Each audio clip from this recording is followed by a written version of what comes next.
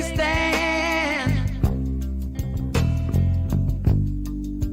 No, I just can't stand. I can't stand the sight of you leaving me. Let's just talk this thing over, baby, yeah. Can't you see the tears in my eyes? Baby, please don't leave me. Don't leave me. You're the meaning of my life now. Without you, baby, I would surely die. Hello, Hello. comrades. Good evening to AJ and Yanis. Good morning to you, Roger. Good morning. How have you all been? It's been a few months. Sleep. Roger, you just landed in Austin, Texas, right? Yeah. Where are you staying? Are you staying at the W? No, I'm staying in the Four Seasons. I'm looking out at a rather pretty kind of scummy river. Yeah. Actually, it's pretty decent. Well, yeah. Haven't been there for a while. I used to live in Austin. That's why I'm asking you. Ah, yeah. Well, it looks very pretty. I was supposed to be here 2 years ago to do South by Southwest. Yep. And then I nearly said, much to their relief, it was cancelled because of COVID, because they'd asked me to be a keynote speaker. And I had a few things to say, but I never got the opportunity to say them. Austin is weird enough to tolerate you. Yeah. No. I remember from when I was a small child going, to bars there and listening to. I suddenly remembered the name of a drummer because he was a great friend of my dead friend, Nick Griffiths. And the drummer's name was Freddie Kirch. So if you're out there, Freddie, I still remember your name, partly because it was spelled, I think, KRC and pronounced Kirch. So he must be European, he must be Eastern European of some sort, I think, with a daft name like that. Well, one last thing about Austin. If anybody's listening from the Cosmopolitan, the upstairs with the Hammond organ, hi, guys. Now you're intriguing me. It's a great little spot. Anyways, I've never been to Austin. Have you been? No, I was gonna. No, it's all falling apart. I've got a light that just fell. But anyway, I've got some slightly bad news. As you can see, Brian. Is it me or is it sometimes freezing? What? Is it me or is it freezing for all of you now and then? You are the only one who's frozen. Are you in Germany? That's why you're freezing. Yeah. Is it just I am freezing. caused by the loss of natural gas? We'll get to that. Roger I was is just saying that number one in trending topics in UK, and I just saw it, and I don't know why actually. Yeah, well, I'd love to know. I mean, not really. I know why. Yes, But anyway, like I was gonna say, Brian is not joining us. Unfortunately, he's not available. And the topic of tonight is fascism and why. There's loads of stuff we could have talked about. Brazil, the protest in Iran, Nord Stream, the Labour files, Liz Truss. It's never ending, and in a way, I think that's what we've been doing. Let's talk it over, because it's the amount of shit that it's happening in never ends. It's like a constant, wave of pretty sort of bad things happening around the world. But so I was supposed to give Brian the floor to start with, but maybe I will start with you, Yanis, and not because I like Yanis more than I like you, AJ or Roger, just because he knows more than any of the rest of us. No, it's because he picked the title, and I think it's a very interesting title. I remember David Graeber, the late David Graeber, that I think you knew very well, Yanis, or well anyway. But anyway, that said that the center has become a pure set of performative symbols. And by that, he meant that, you just want to win elections, you want to please everyone, so you actually don't stand for anything. And the title of the show, I guess, slightly reflect that. So I wanted to... Sorry. I wanted to ask you, Yanis, like, why this title? What did you want to say by picking this title? And then I guess it's going to open to discussion. You see, the press presents the Giorgia Meloni victory in Italy as a victory for the post-fascists and a defeat for the liberal establishment, or the illiberal establishment, as I call them. It's not. It's a major triumph of the liberal establishment. Because what they have succeeded in doing through their defeat, electoral defeat, is this. By the way, what is the liberal establishment?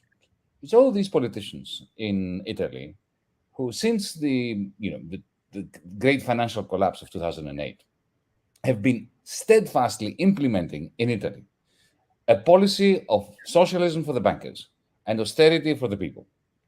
That has wrecked that country because, Italy is not Greece. Greece was bankrupt, okay? For years we were, as a people, as a private sector and a public sector, we were, had a current account deficit, constantly every year that went by, Greece borrowed more in order to buy imports. We had a constant budget deficit that was increasingly unfathomable. Italy was a success story. Italy was a country that exported more than it imported. It consistently had a current account surplus, a bit like China or Germany. Its government, whether it was corrupt or not, it doesn't matter. Nevertheless, since 2011, they've been running a budget surplus, a primary budget surplus. It's an industrial country, at least the north part of it, that sells all over the world stuff. So, it should be flying.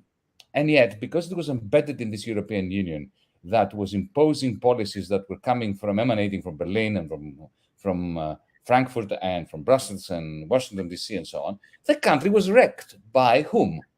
By the former communists that transformed themselves into the Partito Democratico, in the Democratic Party, by Berlusconi, by Renzi, the people who were around, circling around the center, and who were implementing policies that were faxed to them and then emailed to them later, when email became the thing, from Brussels. That was the center.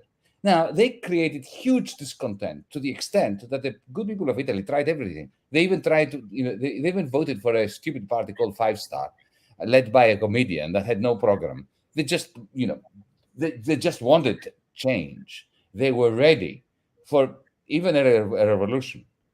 And what happens in the end? In the end, Giorgia Meloni, after a period of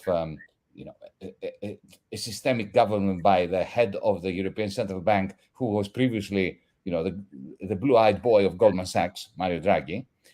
After all this, what happens? Giorgia Meloni, the neo-fascist, wins, but after having made a Faustian bargain with the liberal establishment. What was the Faustian bargain? First, no change in economic policy. They will continue to implement whatever comes from Brussels. And even Mario Draghi, the gentleman that I just mentioned, who is the outgoing prime minister, never been voted to be prime minister, but nevertheless, he was appointed by the system. Even he is now saying good things about Meloni because she has agreed to the agenda that he was implementing. And the second thing that Meloni accepted as given, even though it goes against her party's position, is complete compliance to the NATO perpetuation of the war in Ukraine. So, in other words, the system, the liberal establishment managed to channel all the discontent of the Italian public that it had created to electing somebody who is following its own policies. And one last thing before I shut up, Etienne and Roger. Look, almost everything changed about the fascists except the essence. So the fascists today, like Meloni, they dress in, business suits. They don't wear brown shirts. They do not beat people up anymore. I mean, they do in Greece, but not in Italy. There's nobody to beat up anymore, actually. Yeah. Well, they do beat up migrants and people that are browner than others. But nevertheless, not more so than what happens in the streets of Birmingham or in the streets of Manchester. So they have the civilized appearance, and they implement standard systemic neoliberal establishment policies. However, the one thing which is absolutely essential to them is, and what they offer the system is, they manage, like Mussolini did in the 1920s, to do two things: to offer the many the promise that they will be looked after from the extreme effects of market capitalism. They said to them, we will look after you. And indeed, they do. Mussolini was the first one in Western Europe to introduce old age pensions, to introduce unemployment benefits. So the Faustian deal with the people of the neo-fascists is, we will give you slightly higher minimum wage, pensions, we will look after you, we will not let you starve, on condition that you give up all your liberties. The right to organize in trade unions, the right to have an opinion, and as long as you transfer to us the legitimacy to pursue a nationalist racist agenda. That was Mussolini then, that's Meloni now. And in the end, they capture the anger of the discontented, the victims of financialized capitalism in the 1920s, the 1920s and the 2020s. They capture the populace and then deliver them to capital in the form of proletarians, precariat, and so on. That's what they did in the 1920s. That's what they do now. I think that what we now have is worse, because they have been completely normalized. And by the way, there's nothing new here, and this is how I end. I remember, because we, Roger, are older. I remember in 1994, Silvio Berlusconi. Remember that fuckwit? Yeah. Of course, I do remember as well, by the way. Right. But do you remember what he said about the fascists? He said he's creating a new right which constitutionalizes, he invented the word, the League of Fascists. So he's bringing together the radical center and the fascists in one thing. And he started appointing, fascists to jobs of authority, and normalize them, cleanse them. So this is nothing new. The only thing that is different, instead of having Berlusconi, who was not a fascist himself, he was legitimizing fascism. He was saying good things about Mussolini, but he was not serious enough even to be a fascist. He was too much into parties and borrowing money in order to build a fake empire, a bit like Trump. He was a Trump. So he brought fascists into government. Now the fascists are leading the government with Berlusconi in the government. No difference. A major triumph of the liberal establishment. And who is responsible for this? Who is the great culprit? Who is to blame? We, the left, again. Our failures to organize, to have a proper internationalist agenda, and to stop bickering with one another. I mean, back in 2019, folks, you don't know that, but I spent one whole year, going up and down Italy, trying to organize a left unity ticket for the European Parliament elections. I lost the will to live. Maurizio would say to me that, what are you saying to me? Are you telling me that Fabio is going to be part of this coalition, but Fabio is talking to Tim, and I hate him. How can I be with Fabio in the same coalition? Okay? This is what happens. Enough. Before I let you go, I wanted to mention a few numbers, because I think it's sort of telling. I checked the Italy voting behavior in the last election. it's very clear. The working class and the middle class is voting far right and center. The bourgeoisie is voting center and the left. And I think this is a key issue. I mean, you talked about it, Yanis, that the left has lost the working class. I mean, you see the red wall in the UK, which used to be always Labour, is now Tory. In France. Yeah, in France, of course. And this is, so my question is this a failure of the left, or is this that the system is wrong? The system always tries to fuck up the working class. The left allowed the system to do this. It's our fault. I think we shouldn't be hard on ourselves that much. I mean, like decades of being beaten down and like being wiped off from the legitimate politics, like, you know, being completely invisible. we took the hard hit, so we shouldn't be that hard on ourselves. But then after Meloni in Sweden, I'm in Hamburg now, and I've been in Barcelona. Brian was there as well for Atlas of Future Festival. Then in Athens for Athens Democracy Forum, then in Vienna for Humanities Festival. So what I noticed lately is there's a panic growing. And finally, after New York Times called a spade the spade, fascism, now it's kosher to call it fascism, obviously, because yeah, I know that Yanis was saying it. I have been saying it for ages, that this is fascism. Fascism is on the rise. We cannot domesticate it by saying that it is right-wing populism and so on. But finally, I think people came to terms with the fact that fascism does not only come in boots and brown shirts, and also it is embedded in this system.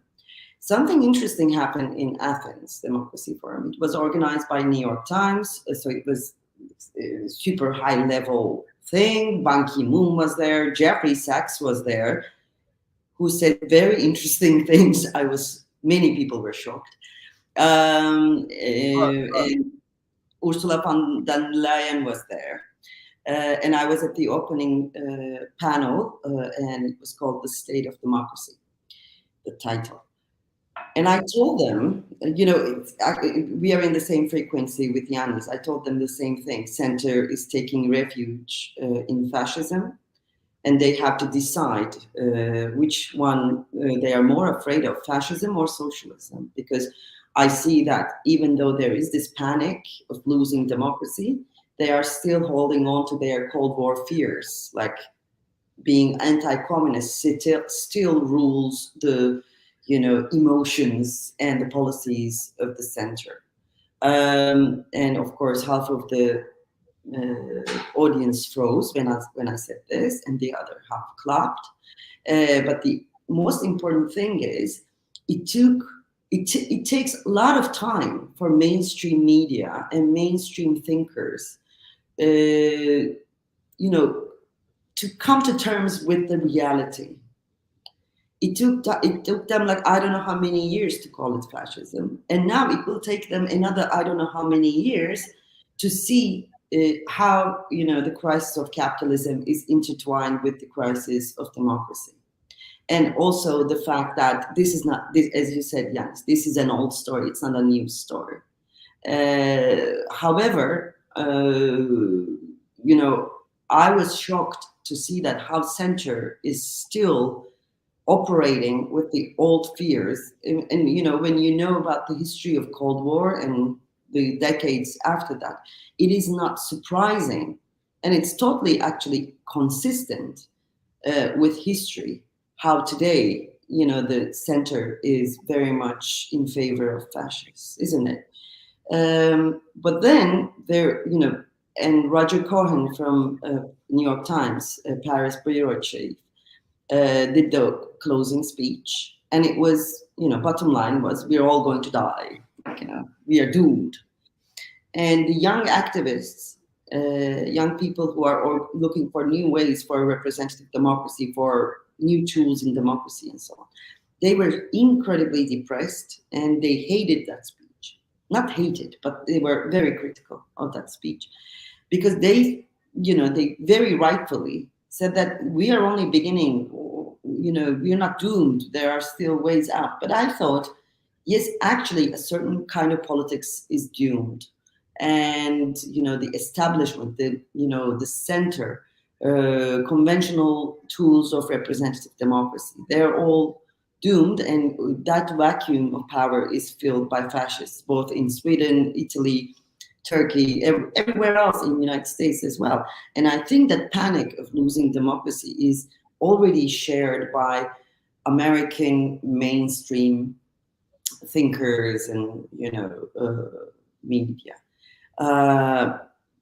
And yeah, it is doomed. Today there was a video. It went viral. I don't know if you saw it. It was from the Conservative Conference in London.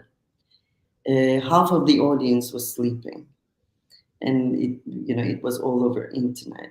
I think they have to wake up to see that Liz Truss is no different than Meloni, and Meloni is no different than Mussolini.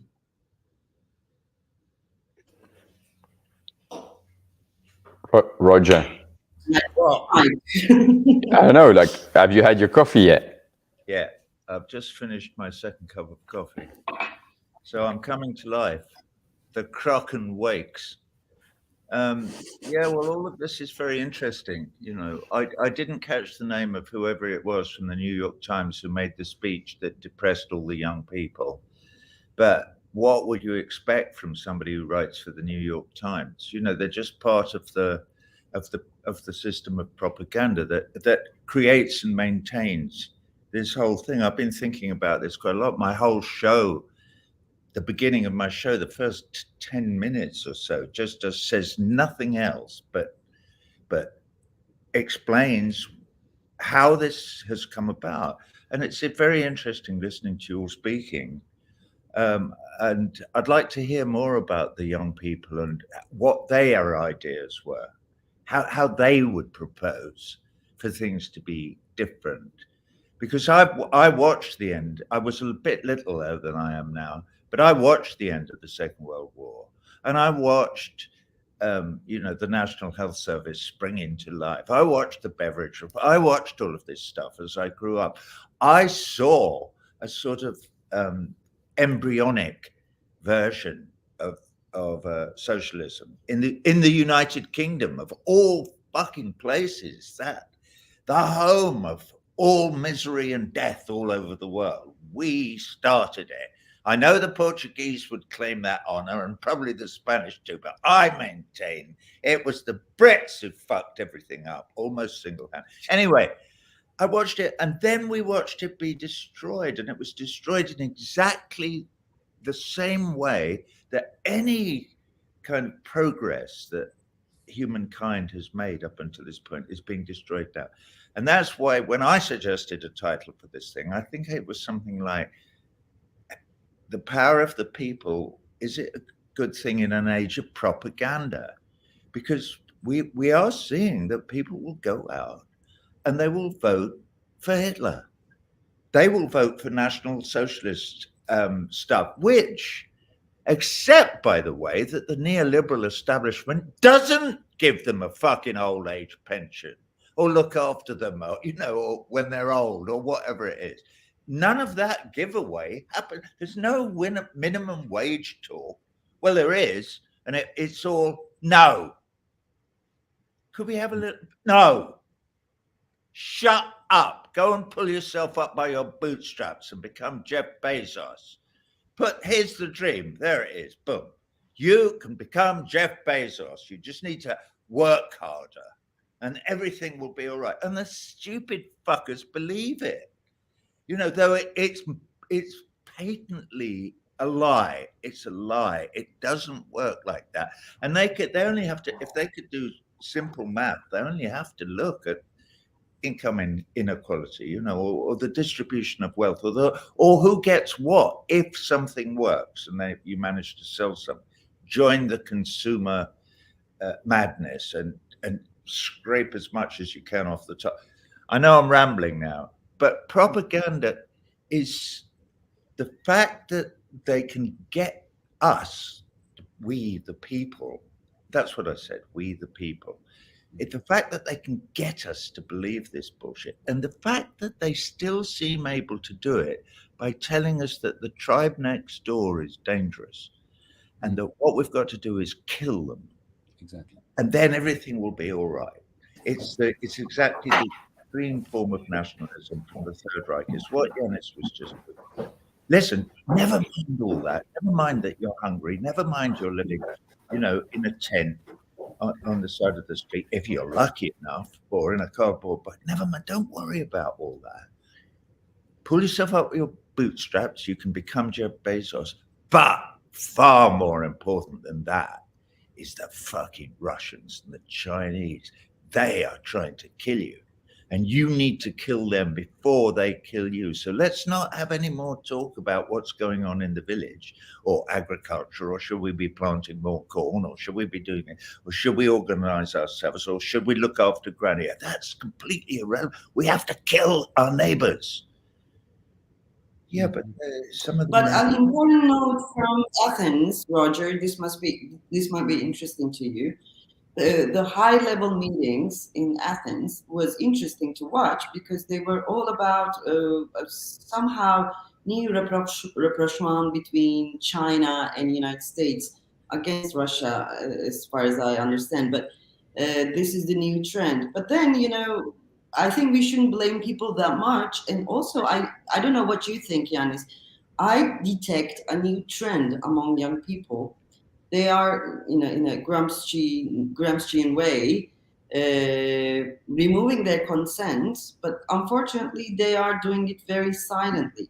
Not many people is buying that lie anymore, Roger. Especially young people. They don't want to work. They don't want to have. They lost their hopes of owning a place, and they are not into that narrative of success as much as people were in 1980s. My generation was in 1980s. Okay. So I actually detect a positive or.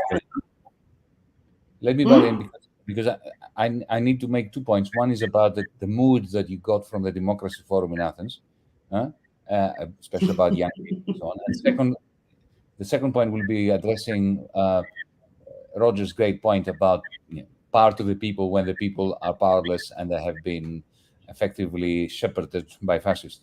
On the first point, look, let us never speak about what the young think and do. The youth are just as divided as the old. So the youth that you meant, the young people you met in the Democracy Forum, they are a self-elect. No, I'm not talking about Democracy Forum. No, I'm not talking about Democracy Forum. I can tell you about young people on the streets here. I can tell you about young people on the streets here as we speak now, who are clashing with the police in universities in a way that reminds me very much of the spirit of May 1968. And I can also tell you about young people in the cafeterias who are completely co-opted by the system and who only want to be Jeff Bezos. So there's no such thing as the young people. The divisions, class divisions and mood divisions are palpable and they're everywhere. We are a fragmented society, and that's a good thing. Regarding the speech from the New York Times bloke from Paris, look, the establishment is panicking as we speak, completely panicking. That connects with Liz Truss's rookie mistake and clusterfuck, right? What happened because of, I don't want to go into a long analysis of what has gone on, but let me simply state it, that the pension funds are being destroyed because of the attempt of central banks to rein in the inflation that they unleashed. So the central banks are, they're damned if they do, and they are damned if they don't. They do it if they don't. The energy companies, as we speak in Germany, because I happen to know their balance sheets in Greece, in France, they are simultaneously grabbing huge profits from the public, and they're bankrupt. How is this possible? How is it possible to have huge profits by putting their arm very deep into the pocket of the many, and at the same time be bankrupt? It's exactly the same thing as Lehman Brothers. They were, remember, all those banks that went bankrupt in 2008, they were hugely profitable, and then they were bankrupt. What happened all of a sudden? What happened with this? Energy companies, pension funds in Britain, and so on, they have bet big in the derivative markets, these toxic derivatives. So even though they are pulling in huge quantities of money from the majority, the hapless majority, the bets they have placed on the future have all gone wrong. They are dying. Central banks have to print money to give them at the time when central banks are trying to constrain the quantity of money to rein in inflation. So the establishment are going through sleepless nights because the whole thing is about to blow up like it did in 2008. This is why your New York Times guy was going, oh my God, we are going to be dead, right? Because he can see that there is a political repercussion of that. Trump will come back and the New York Times will probably cease to exist the second time. Yeah, that's what he fears, right? So this is a major new phase in the crisis of capitalism. The question is, what happens when there is a crisis of capitalism? There is a possibility of a progressive movement that will rekindle the hope of humanism, and there is fascism. So far, fascism is doing really well, and the rekindling of humanism is not. Exactly. That is why I'm talking about the youth and them removing the consent.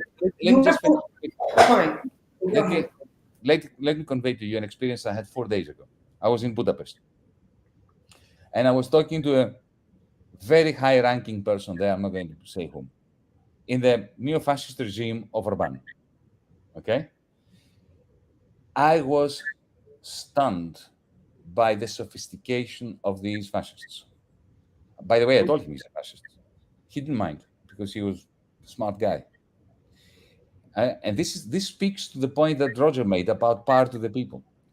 You know, he was explaining to me that more or less what I was saying before, confirming it, that the way that they managed to become electorally dominant, the fascists in Hungary, was by trebling benefits and unemployment benefits in particular, overage pensions, and minimum wages when they got into power. So they said, the market doesn't work. We need to protect the people. At the same time, they correctly said that parliament is not a forum for democracy if it is not accompanied by deliberative grassroots consultations. Completely correct. What we should be doing, the left. Yeah, the difference is this. What they do is this. How do they consult the people? Because when Orban goes to Brussels, with Scholz and Macron and so on, and he says to them, you know what? We are not going to take a single migrant with us, and we're going to outlaw anybody who talks about LGBT rights and anybody who talks about the right of Islamists not to be killed, that kind of thing. When he says these things to them, he doesn't go to them and say, you know what? This is what our party says, and our party was voted, and we have a majority in parliament. And this is what democracy is. No. What they do is they do work at the grassroots. They go to the villages, to the neighborhoods, and they use clever methods of giving voice to the people, which, however, they engineer. So they have petitions. They say, from opinion pollsters, that an opinion pollster can come up with any answer to an opinion poll, depending on how they frame the question, right? So they go to the people and say, would you like to live in a homogeneous Hungary where we look at each other, after each other, and we have community values and so on, or in a globalized community which is multicultural and so on, and everybody suffering or not suffering on the basis of their own individual effort? Everybody's going to say A. 90% will say A, not B. And then they bring this about. Then after the consultation period, they have referenda, regional referenda.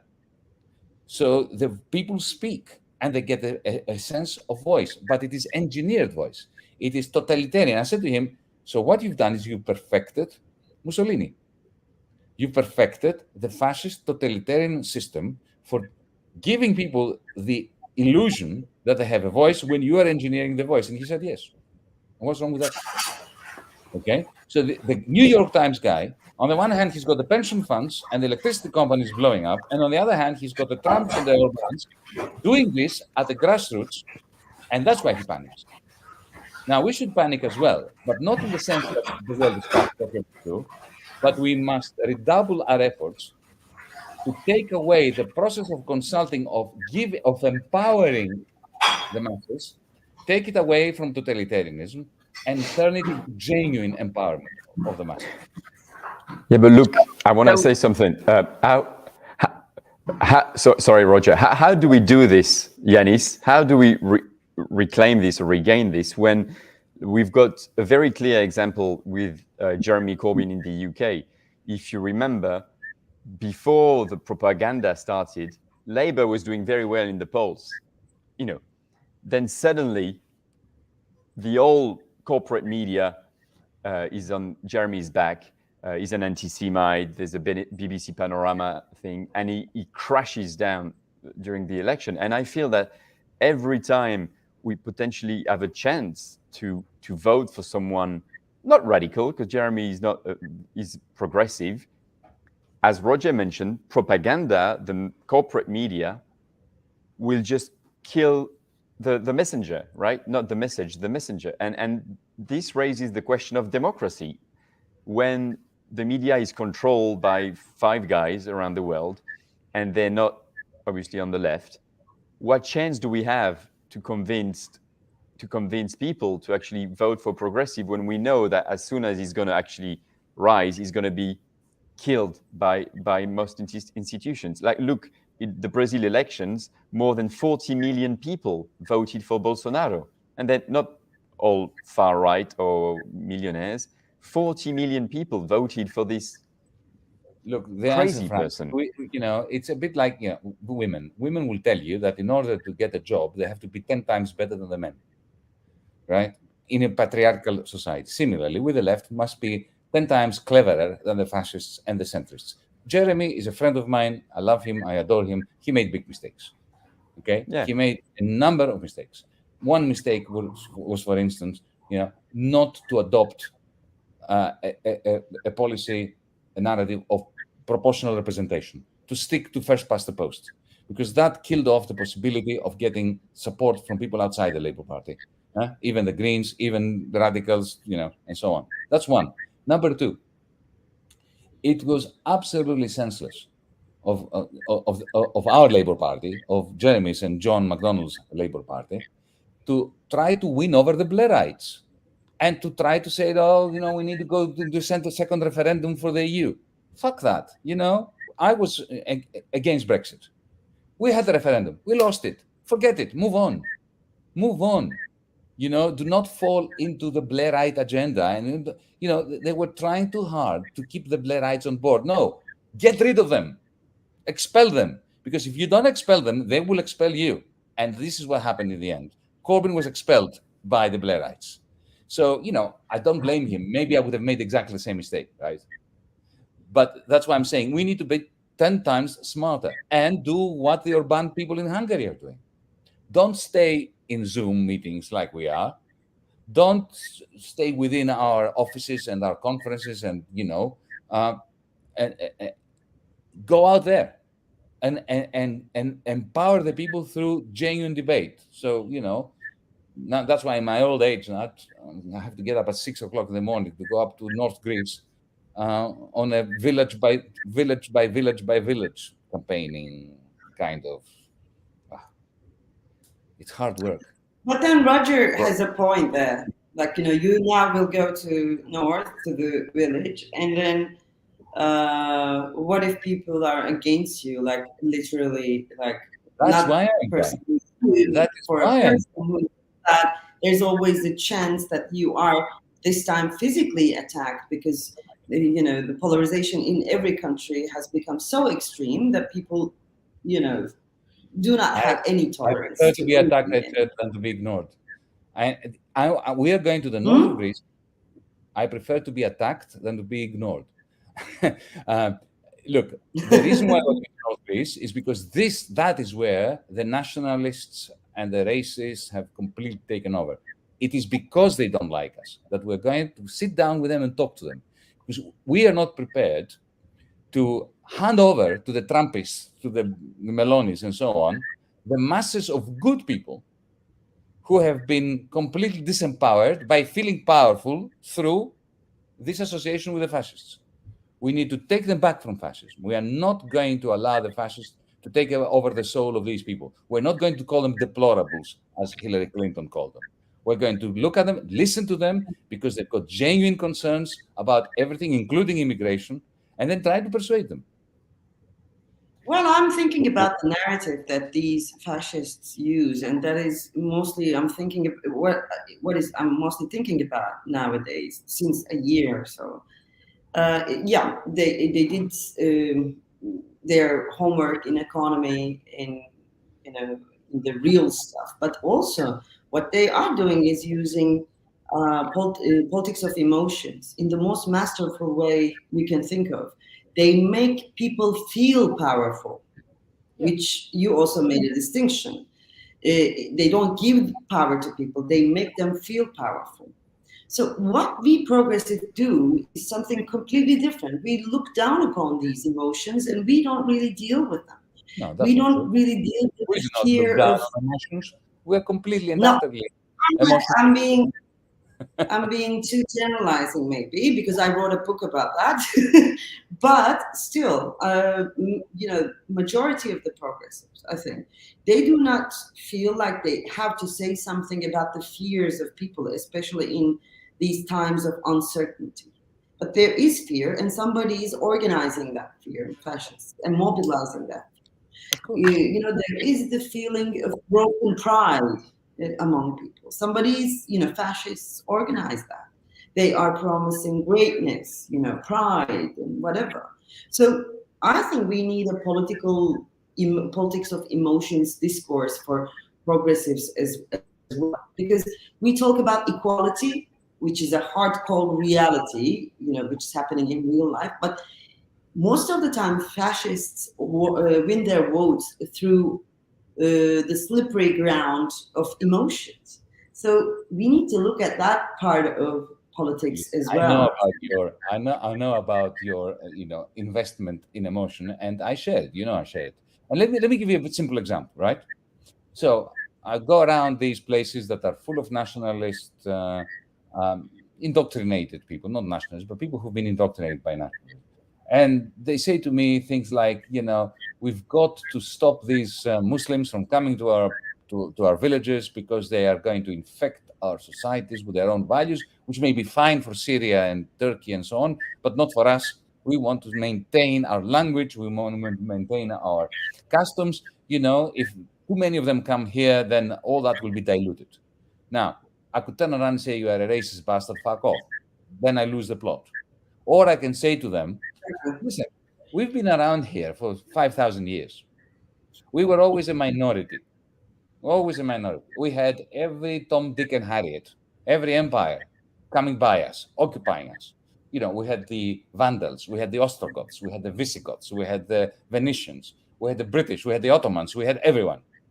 Okay? And did we lose our customs and our language? No. We had the Persians, thousands of years ago. And what happens? We incorporated Persian words, Persian customs, and so on into Greek. And the result is a much richer Greek culture. Now, don't you want our culture to become richer through osmosis with other cultures like we have been doing for 5,000-6,000 years? Because if we build a fortress around us, then we will simply become incestuous and die like the kings and queens of Middle Europe. And then suddenly they pick up, suddenly they want to listen. They want to listen. You appeal to their emotion, to the same emotion about pride in the Greek culture, right? Mm-hmm. But as a result of osmosis, not as a result of separation. But it's hard work. I know it's hard work, but this is what we need to do. So we need to invest in progressive emotions using our reason. Can I go and come back again? I've got something I want to share because I've said almost nothing throughout this whole thing. I want to share something I wrote with you, but I have to leave because I can't move this bloody Chrome thing so that I can get to Word underneath. It's because I'm technically ungifted. I don't really know how this All right, works. good. So We'll I'm wait. going to leave you, and I'm going to sign in again in about 2 minutes when I found Okay. what I want. Okay. Okay. Whoa, we're big now.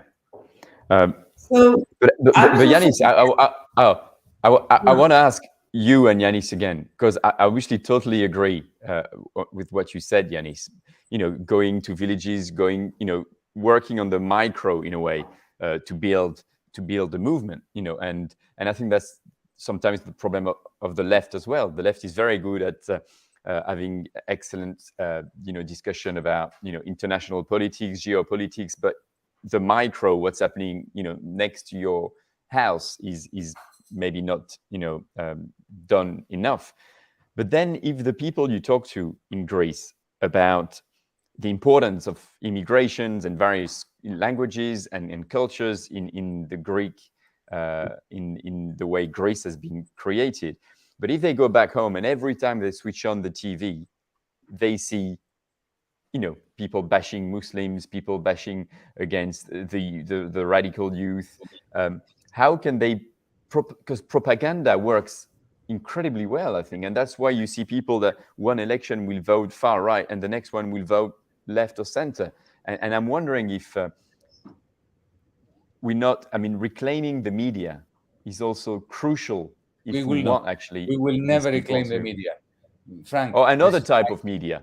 This is not this obviously is the BBC. we have or, our own yeah. media like we do now, right? But we're not going to reclaim the media. First, we're going to reclaim the means of production, and then we will reclaim the media. Okay, this is as old-fashioned a Marxist answer as I can get to you. But there is no way we're going to democratize the media if we don't democratize society first. Then all that's Roger. left is art. Art. That's Okay. all left. That is Roger has the floor. He's back. all right. Yeah. Well, I went to find this because it kept springing into my mind because this is a poem that I wrote when George W. Bush was elected for the second time in the United States. So I think this is from 2004. So this is 18 years ago. And it may seem irrelevant, but it's been nagging at me. So here it is. And it's called, this piece is called, Why Cannot the Good Prevail? Okay. No, it's actually called America. And this is it. It says, why cannot the good prevail? Here in America, there is at heart a people just and true, open, sometimes to the point of ridicule, good neighbors to rebuild the barn, the doctor's note of Western legend carried forth beyond the grave. I knew your pa, enough. In caucuses across the land, deliberate they'll always stand, defenders of the Rosenbergs, symbolic of that yearning to be better than before. They never will give up their brother to the grocer's cold machine, belt welts livid from the strong arm of the law. On campuses, in boardrooms, over giving thanks and pumpkin pie, on hustings and committee rooms, whenever tyrants loomed, we always held in our esteem the ones who hold on to the dream, unflinching, while the bullies pose and fiddle on the hill. Has commerce so reduced the free that, blinded like a tot, contaminated by the dog shit in the grass, we blunder slaves to humbug and this Texas dynasty? No. Beyond the grip of trade, the young, strained, beautiful and proud, the hoarfrost breath of new blood needs but nudges from the old forgotten guard to scale the moral high grounds in the clouds. That's what I wrote in 2004. And I sort of still stand by it. You know, there must be a path into the hearts of we the people, into the hearts of the many, to persuade them that Oban and Meloni course of events will change nothing except the continued theft of everything that they have of any value to be taken from them, ripped from their bosoms and stuffed into the pockets of the Jeff Bezoses of this world. And that will happen from the cradle to the fucking grave until they grasp that it is not in their interest. It is not make them powerful. America will never be great again. It is extremely important that America understands that it cannot rule the world. A unipolar political system whereby the people with the most tanks and nuclear weapons and guns and aeroplanes and money and resources rule the world and everyone else serves them. And this is a model that we've been looking at for the last 1,000 years. Certainly the last 500 years, certainly since the bloody Portuguese led us into this mess. No, I know they didn't. I know it was us. So I don't know, why am I shouting at you three friends, across all these distances? Because how do we get into the heart, people's hearts? How do we stir that most powerful of all emotions, love, in our brothers and sisters? I know Etche is, she writes books about it every 5 minutes. But I do shows. I do a rock and roll show almost every night now. Well, every other night.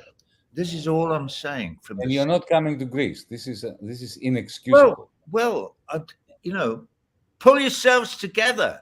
I'll tell you what I figured out for South America, because I want to go to South America eventually with this tour. Are you going to Istanbul, Roger? Where? Are you going to Istanbul? I've no idea. I haven't looked at the European tour. I haven't had time. There are a list of dates, but I haven't looked at any of them. But the interesting thing about the dates in Europe, or the dates anywhere, is the model that they're built upon. So there need to be two things. One, so Krakow, I've just been cancelled in Krakow. I read about it. Where they've, accused me of being a Putin apologist and all that, and being in favor of the invasion of the Ukraine. What absolute bloody nonsense. I've made it quite clear.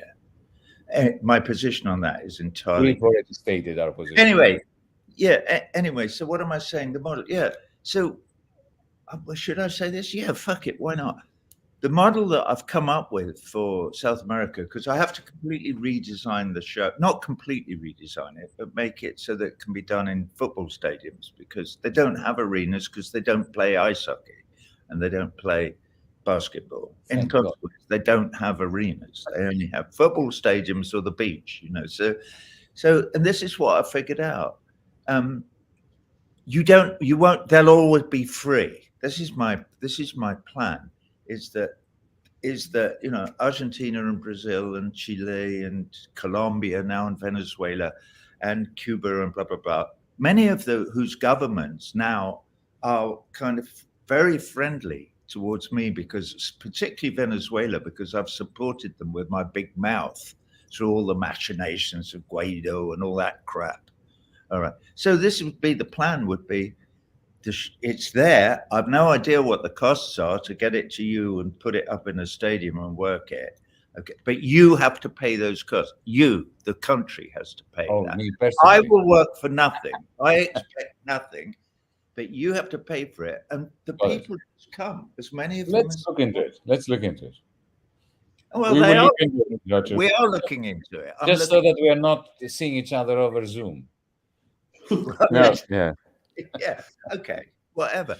Greece, obviously, I can't think of anything that would make me more charmenos than to Pekni, Why you come to Greece, we have to go to Istanbul as well. In Ελλάδα, γιατί μου αρέσει η Ελλάδα. So no, go. Shut up now, because all I really wanted to do was read my fucking poem to say, hang on a minute, 18 years ago. And I feel no. It was beautiful. Okay. I just wanted to say that we've got about 3. Wait, Someone's told me. Yeah, 3 minutes left, and there's actually 410 people watching us. Someone just told me. I didn't want to say this, but I'm going to say it, but because it might lead into a debate that we can't have now. But if we're talking about electoral politics and the electoral system, do you really believe we can? Is it the way to go? I just believe that the rules of the games have been. Don't say that, Frank. This is defeatism. You know what? No, Trump but won. I just. Trump yeah. won. Trump won. You know, this is a lesson we have to learn from Trump. He won with every single newspaper, every single television channel, the whole of Wall Street, the whole of Silicon Valley against him. We, the left, have no excuse. The fact that the media are against us is no reason for us not winning. I've been in a coalition. I've been in a That's party not what I meant, Yanis. an election in 2015 Yeah. without the media supporting, not one newspaper backing us. No, but that's not what I meant. Now, hang on a second. This is the important thing. No more defeatism. If we are losing, it's our fault. It's not the media's fault. It is our fault. No, but that's not what I meant. Since it's about media, I have to say this. This comes back to the conversation about are people good or evil? But what I meant is that Trump appealed to the electorate because if you don't believe that people are constitutionally good, there's no point in living. I couldn't. But what I meant is, should our goal to be? Because you were shouting loud. Should our goal be to elect a left-wing president, or whoever is going to be president is never going to be able to actually implement a true socialist, program? No, our goal should be to convince the villagers that what Yanis says is right, and that this isn't actually good for them, what is being sold to them, that they're listening to a pack of lies, and it's based upon a pack of cards, and there's a house of cards that's there that has been built from Thatcher and Reagan on by the neoliberal establishment, and it's trembling the whole time, and it does nothing for them in the village. It doesn't help them even one little bit. Speaking of Greece, starting from the Civil War, from 1945 to 1949, organized and orchestrated and supported by the Western superpowers after the Second World War, it did nothing for the people of Greece. They could have been left alone to sort out their own future.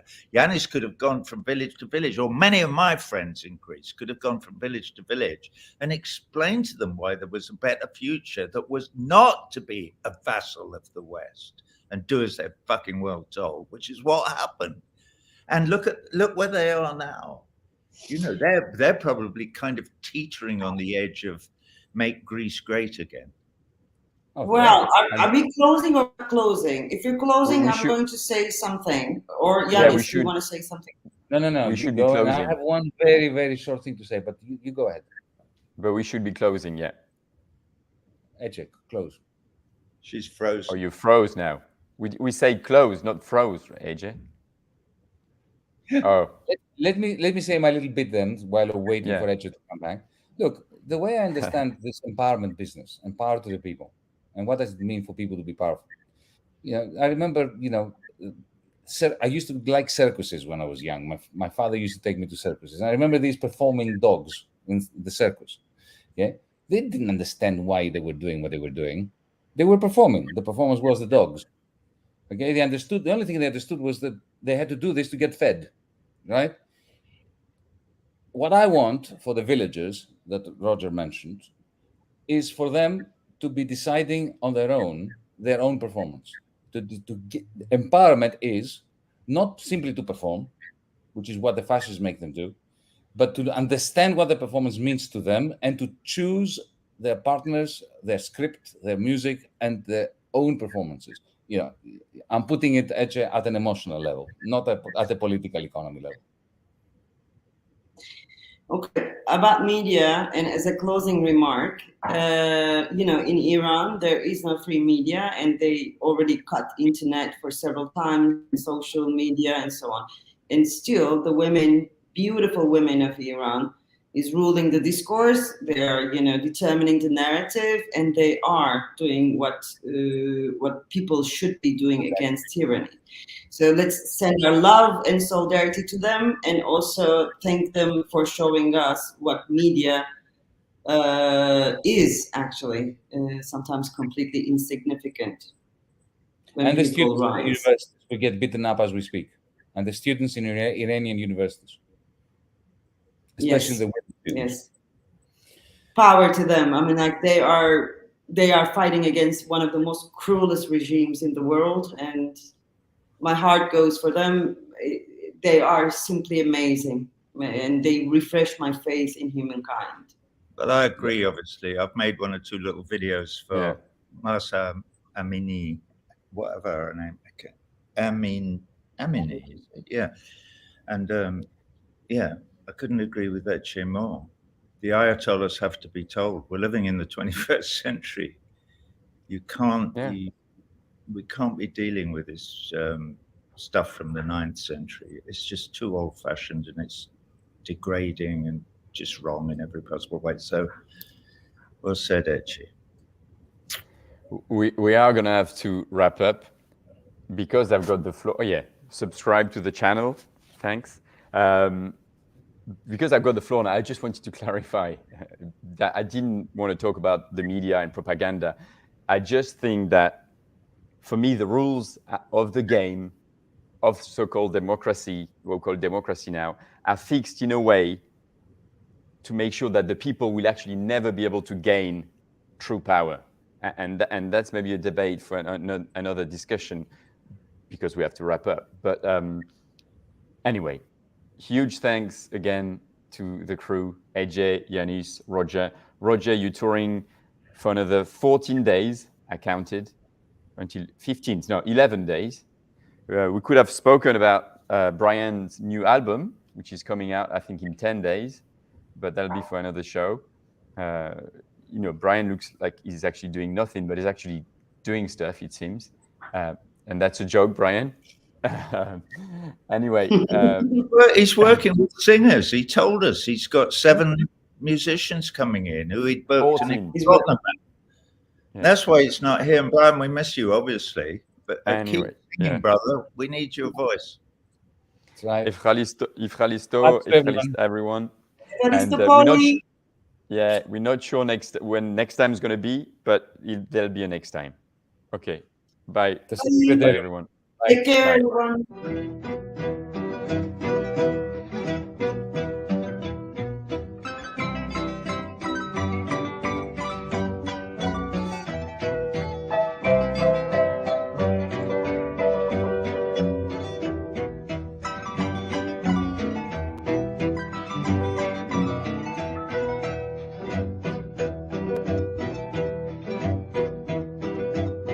La soledad del pajonal al corazón se iguala desde aquel día en que mi longuita se fue huyendo. ¿Para dónde marcharía esta longuita cuando volverá?